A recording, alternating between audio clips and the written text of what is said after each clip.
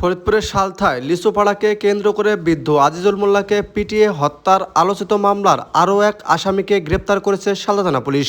গ্রেপ্তারকৃত আসামি মোহাম্মদ রাজু মুন্সি উপজেলার সোনাপুর ইউনিয়নের চরবাংরাল গ্রামের মৃত আব্দুস সালাম মুন্সির ছেলে। তিনি বর্তমানে সোনাপুর ইউনিয়ন পরিবার পরিকল্পনা পরিদর্শক হিসাবে কর্মরত রয়েছেন। আজ সোমবার বেলা 12:30টার দিকে তাকে ফরিদপুরের বিজ্ঞ আদালতে পাঠানো হয়েছে।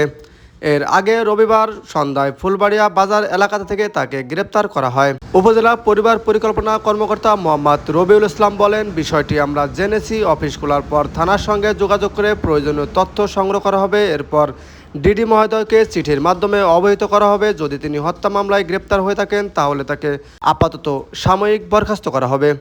থানা ভারপ্রাপ্ত কর্মকর্তা মোহাম্মদ বাবলুর রহমান খান বলেন, জানেন গত 13/5/2026 তারিখ লিচুপাড়াকে কেন্দ্র করে সালথা থানার ফুলবাড়িয়াতে একটি মারামারি ঘটনা ঘটে। উক্ত ঘটনা আজিজুর রহমান মোল্লা নামের এক ভিকটিম চিকিৎসাধীন অবস্থায় হসপিটালে মৃত্যুবরণ করে।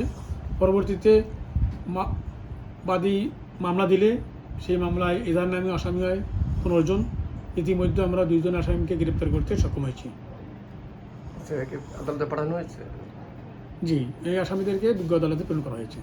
প্রসঙ্গত, গত 13 মে সন্ধ্যা 6:30টার দিকে উপজেলার বল্লভদী ইউনিয়নের ফুলবাড়িয়া বাজার এলাকায় লিচুপাড়াকে কেন্দ্র করে বিরোধের জেরে আজিজুল মোল্লা 62 নামক এক বৃদ্ধকে পিটিয়ে হত্যা করা হয়। নিহত আজিজুল মোল্লা ফুলবাড়িয়া গ্রামের গোপীনগর পাড়ার মৃত মান্নান মোল্লার ছেলে। এ ঘটনায় নিহতর ভাই মোহাম্মদ ফজলুল হক মোল্লা বাদী হয়ে গত 15 মে সালথা থানায় 15 জনকে আসামি করে একটি হত্যা মামলা দায়ের করেন। পরে মামলাটি রুজু করা হয়। একই দিনে মামলার 3 নম্বর আসামি রায়তচর এলাকার আক্তার মোল্লার ছেলে রিপন মোল্লাকে আটক করে পুলিশ।